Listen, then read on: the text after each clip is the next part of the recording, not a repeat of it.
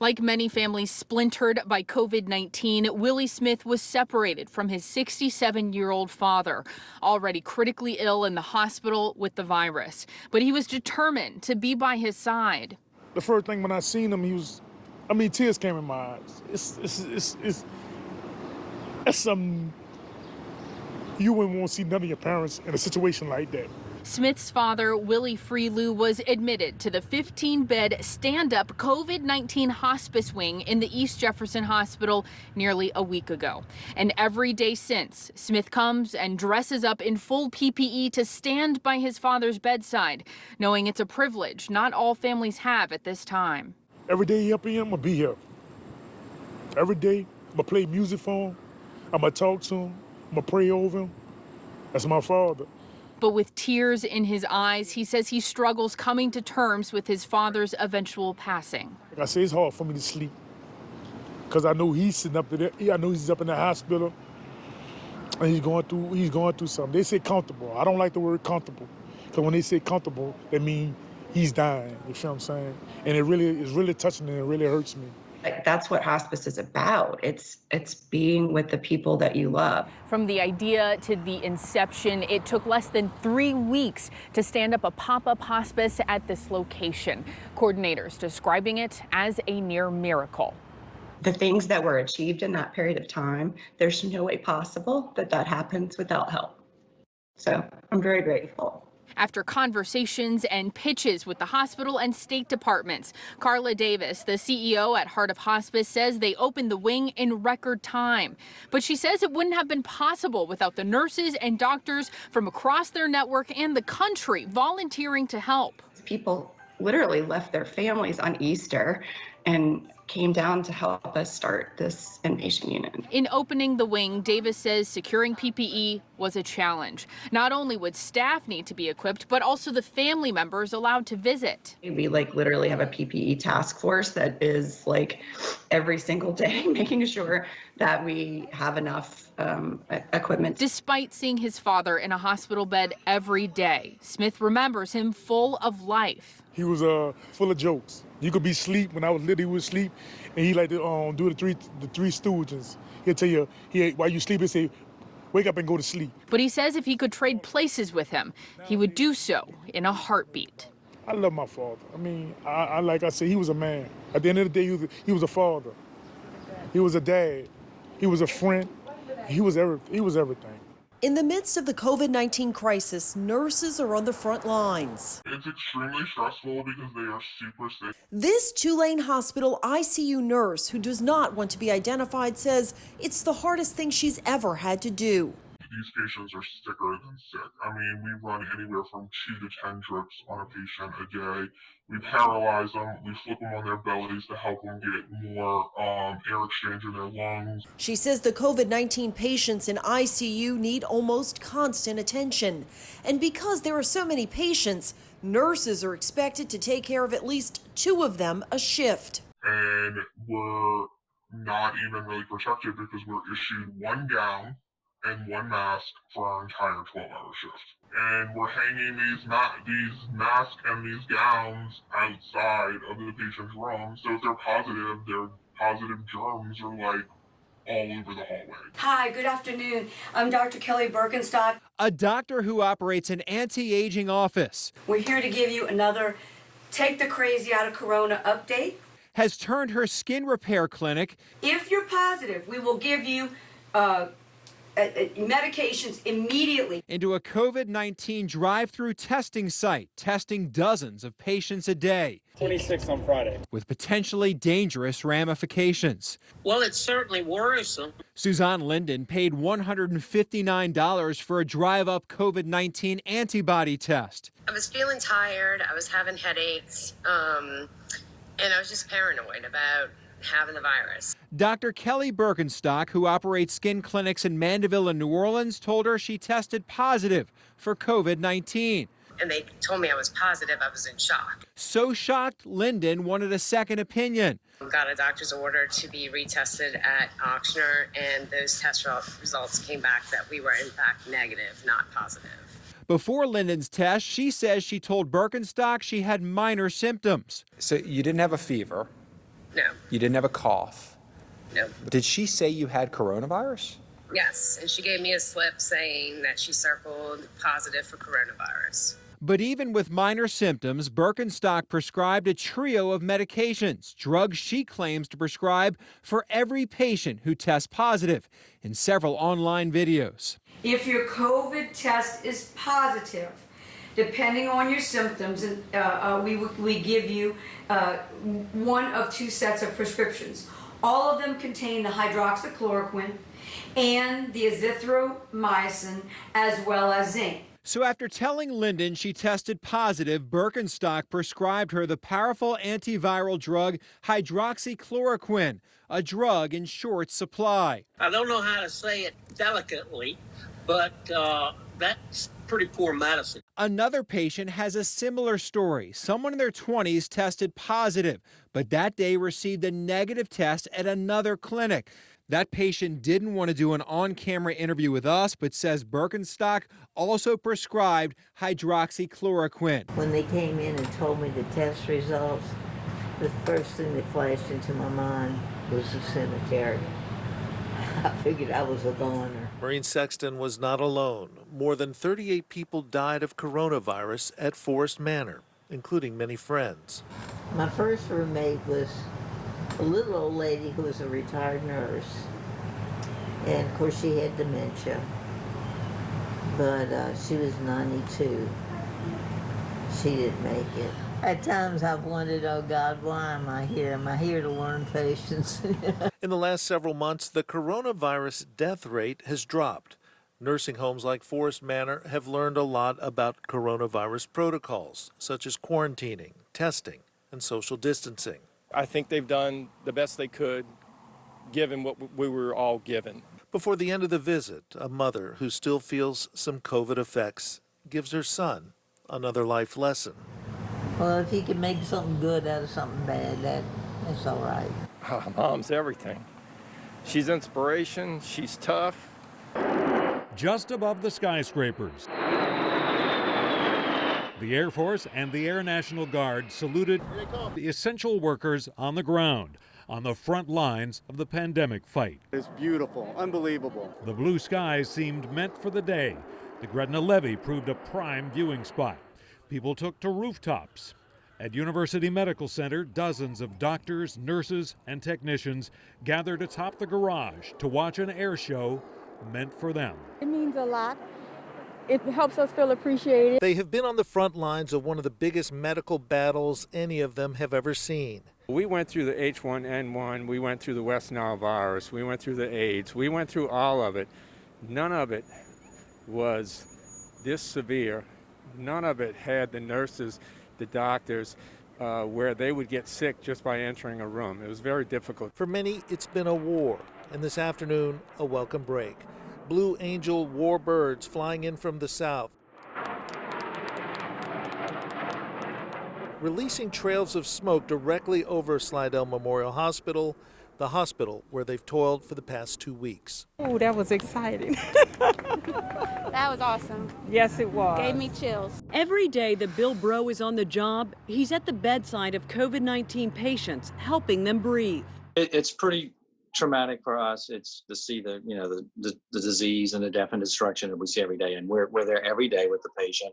Most of them are on breathing treatments or ventilators or BiPAP machines. In his nearly 30 years as a respiratory therapist, Breaux says he's never seen a respiratory disease as powerful as the new coronavirus. You'd see these people get put on ventilators, and you were trying everything you possibly could do, but they were not going to survive the ventilators, unfortunately. So we saw a lot of death during the last 45 days. He remembers the day his team at West Jefferson Medical Center in Marrero almost ran out of ventilators. Very, very close. But we had anesthesia involved, and they were going to use the anesthesia machine. So I had a backup of 15 ventilators. But that particular day, I was like losing it. And some people noticed, because I rarely do that. The pandemic has certainly taken an emotional toll on healthcare workers like Breaux. There were times when he says he lost 10 patients in a day. We're there with them and the nurses too, and we're doing Skype, with the family members so they can talk to them at least, or on the phone calls. But it is kind of tragic because you feel for the family because they don't get to have that last moment. with their family member. Some of those patients he considered friends. You get kind of used to death, but it does affect you. And every now and then you get a case where it really, really affects you, where you're bawling like a little baby. We have a good group of people together, and we're like family. So we counsel each other, we help each other.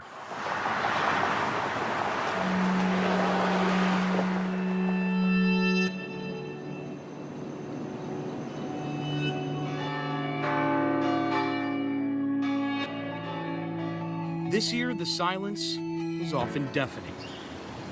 But through it rang reminders of what makes us so special as we walked into an unknown reality, watching the world we knew close around us.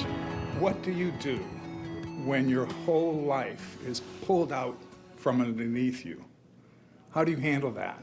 Everything you take for granted is maybe not there anymore. Chef Frank Brightson knew it would take a community that had been through the worst before, but this time there was no end to the storm in sight. I want my life back. I want my normal life back. I don't like this kind of adventure. I like normal, boring, good days where we go to work, make people happy, and go home. That's what I want, and we're gonna get there. Let me do a test with this color first. The first steps, finding the color in a quarter stained by silence. When I first came around the French Quarter and I saw all the plywoods, I was just like, this is not New Orleans. This is not the place we all love. Armed with a passion for New Orleans, artists from all over covered the quarter with life. It basically signifies, like, you know, even if you've gone through a hard time, like, you can still come out of it, you know, so a heart of stone can still bloom. As the hue painted hope even in the quietest times, we found the sounds that make us whole. The fairground emptied, Jazz Fest canceled, but the music was there and everywhere. As we fested from afar, a few restaurants found a way to feed an industry that feeds our culture. It's a huge percentage of the community. Like, the restaurant business is basically the lifeblood of New Orleans. So, you know, we know a ton of friends that weren't as fortunate as us to be still cooking, but, you know, we just feel like this is a small thing that we can do to kind of ease the pain of, like, what everybody's going through. A few months in, ready for the breather that is summer, that light at the end of the tunnel grew dim as we focused on a future that seemed to be slipping through our grasp. Quentin Crab! Promise of the next chapter helped us turn the page. I'm really excited. You know, I finally graduated from high school and I get to go off to, you know, the next step of college. I can't wait to go. Lusher High School found a way to celebrate a lifetime achievement, making that distance disappear, if only for a moment. Man, I didn't really think it was gonna be all this, you know? When they said we were gonna drive around, I was like, oh, there's gonna be like a few people there, but no, there was a lot of people. A community rallied, and while home had never been so close, as the celebrations waned, family never felt so far. It's been tough. I mean, the last time I saw my mom was December of last year. A need filled in doses that were sometimes too small, but always helped heal the soul. I told him you were an inspiration to me because I've never heard you complain. I've never heard you go, oh, woe is me. When I'm having a bad day, I'm thinking of you. Once the curtain was pulled and the restrictions keeping loved ones beyond arm's reach let us get closer, we learned how dark it got. I mean, in the beginning with the virus, there were some people I really liked that didn't make it through the virus. And that was tough. The desperation for touch, sometimes even tougher. Well, if you can make something good out of something bad, that's all right. But making something good out of the bad was often so hard. As festivals shriveled and events wiped off the board, there was still a prayer for something that's restored this city before. Who dat? Who dat? This time, through masks marked with fleur-de-lis, the black and gold filled an empty dome with spirit. A cheer of a few thousand carried loud, and something that was so familiar was back. Screen, Kamara at the 15, turns it up to 10, has space, walks into the end zone, touchdown, Alvin Kamara. That strength stretched well beyond the boundaries of Poitras as slowly some people returned. The quiet streets, not so silent, as visitors strolled, guided by new rules, and most importantly, frequently wash your hands, regulations, a new normal, and a desire to help a city recover. We also got to keep our economy going. So we just came to grab a bite to eat and just kind of cruise around, take precautions.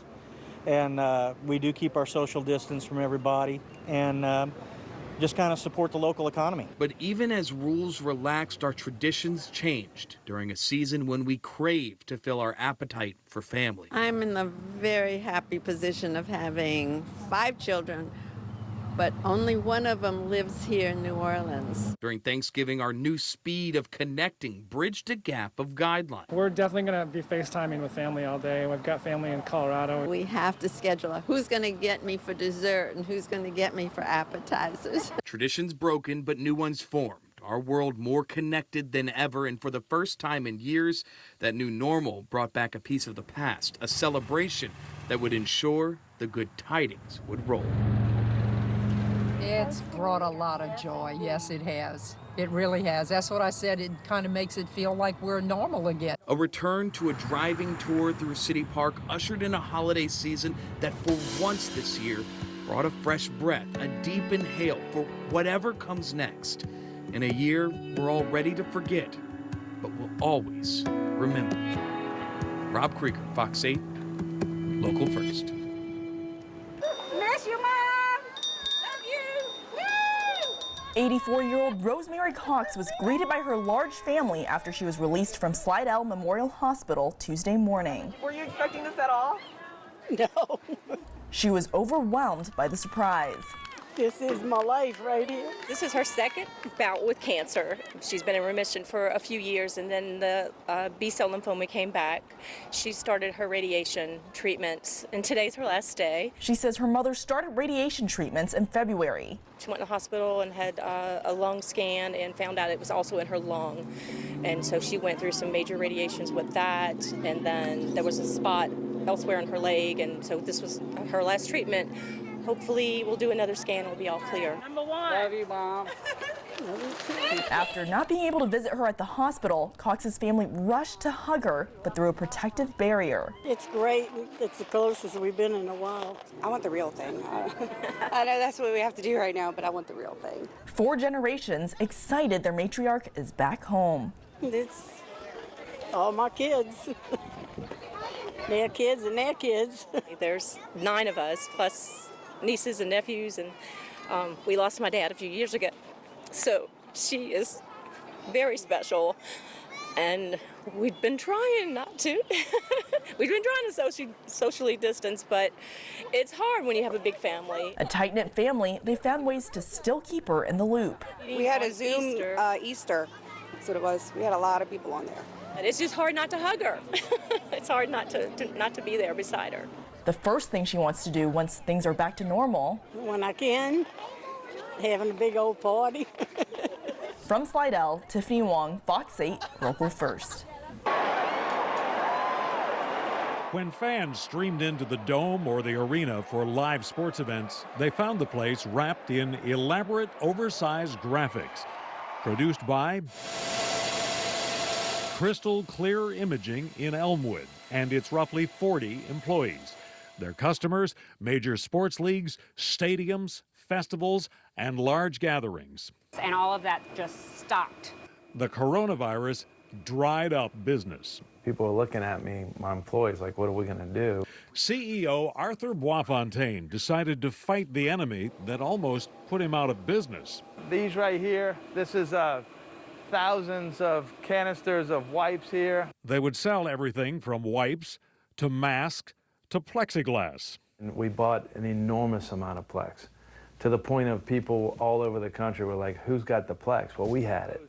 Products to protect doctors and nurses. So with this, they're able to do this, and it protects them, and it protects them on the back side, on these sides. Or school teachers. So these kind of roll into place and out of place, and then you're good to go. In the early days of the pandemic, Boisfontaine and his partners saw that people were looking for ways to protect themselves. They had a gallon jug on a table, and went up there to go to put some sanitizer in my hand, and we got to look, and I said, I don't want to touch it. And so that's what really triggered it off.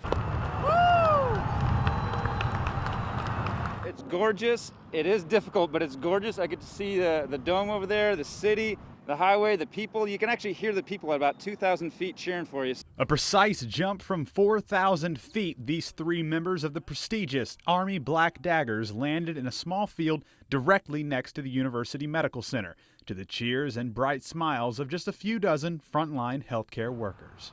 This is a great way to say thank you to the frontline employees. What an awesome, awesome thing to see this happen today.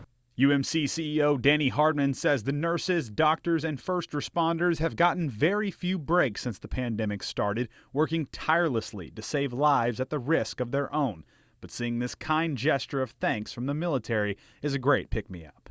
Last conversation I had with my daddy.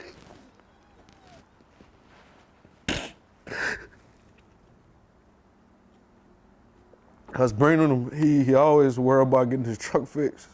And in one of the last conversations I had with him, he was worried about not himself. My children thought their daddy was Superman. He was like their superhero. Wayne Reese Sr. never actually wore a cape, but to his family and the young football players he coached for almost 5 decades, he definitely had Clark Kent-like qualities. A guy who would just, gave of himself, probably more than he should have, if that's such a thing. But, you always knew that Wayne Reese was going to be right by your children. He was truly the center of our lives, and because we were the center of his life.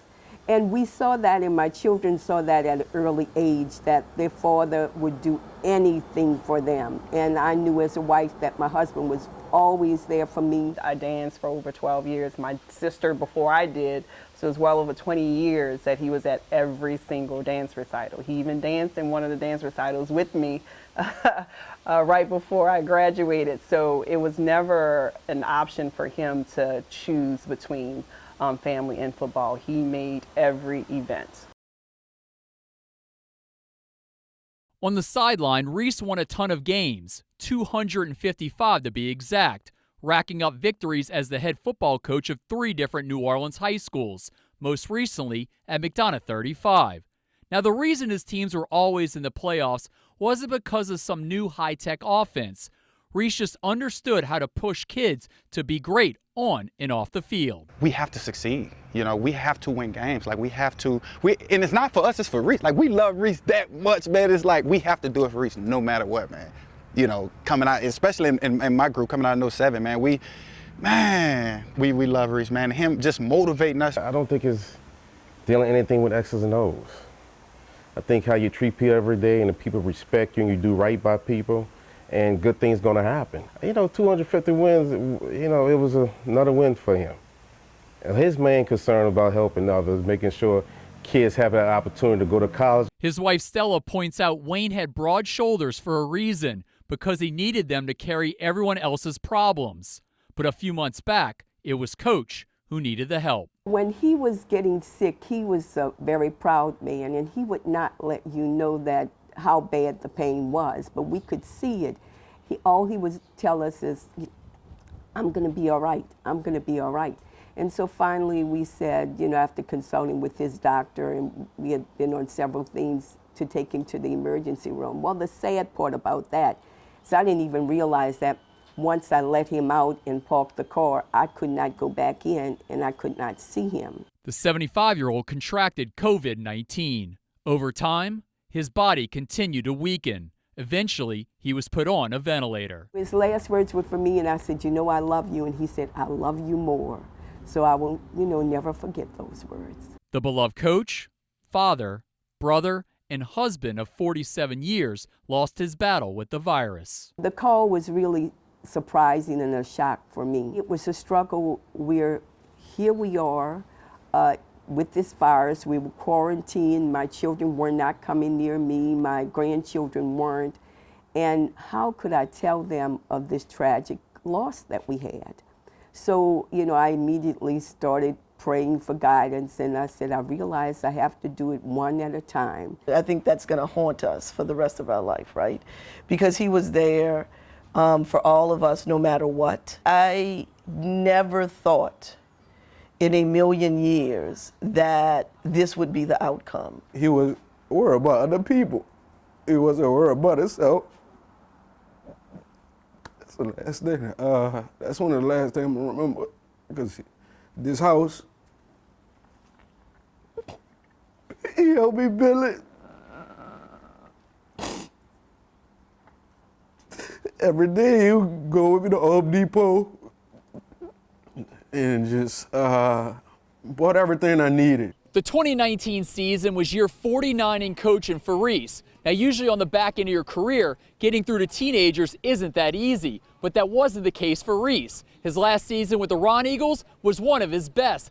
They were only one step away from the Superdome, losing in the state semifinals. I tell my sister that this is not the story that we wrote for ourselves. This is the story that we've been given. In our story, you know, my dad's here forever. We get to the Superdome, we win a state championship, and all is well with life. So we have to, you know, we'll be figuring out this new life without the person who held us together, I think, for a long time.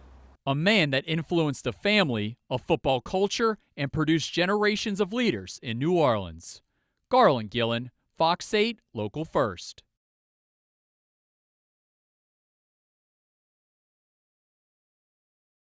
Still wearing a mask out of an abundance of caution. Yvonne Walters says she's still trying to understand what happened the past month.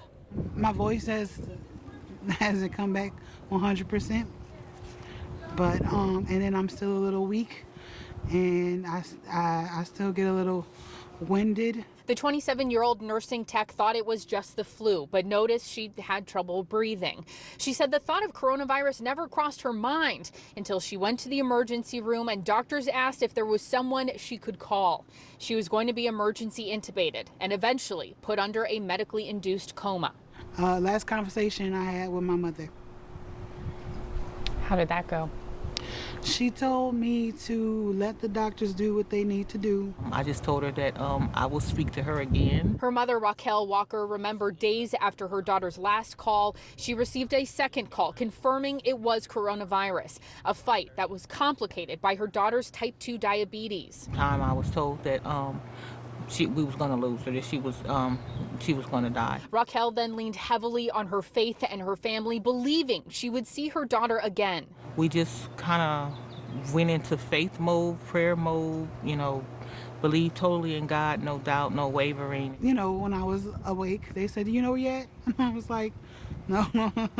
Did you have any idea you had coronavirus at that time? Nope.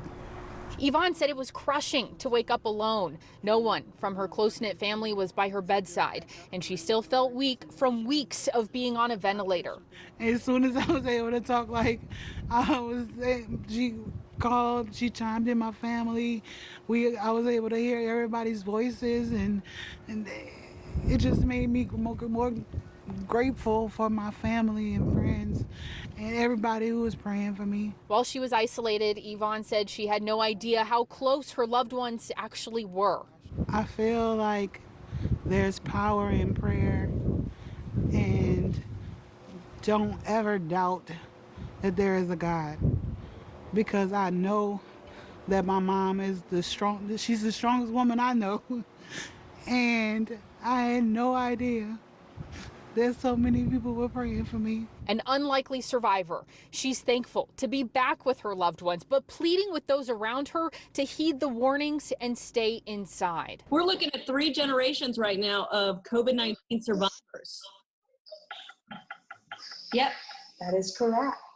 Jackie LeBlanc, her 6-year-old daughter Amelia, and her mother all tested positive for the new coronavirus, and all started having symptoms around the same time. Just to breathe hurt so bad. And to take those deep breaths. I had a dry cough. And I remember every time that would happen, I couldn't breathe properly. I felt like somebody was taking my breath away from me. And then every day that went on, I kept getting weaker and weaker. And I didn't have any taste, no smell. I had like some kind of like hot headaches. The headaches, like, I felt hot. Fever. Fever. I felt like when I was sleeping on the sofa and I woke up, I felt really hot, so I slept on the floor because the floor was cold, and I was still as hot. I passed out. They brought Jackie said, Mama, you gotta get up.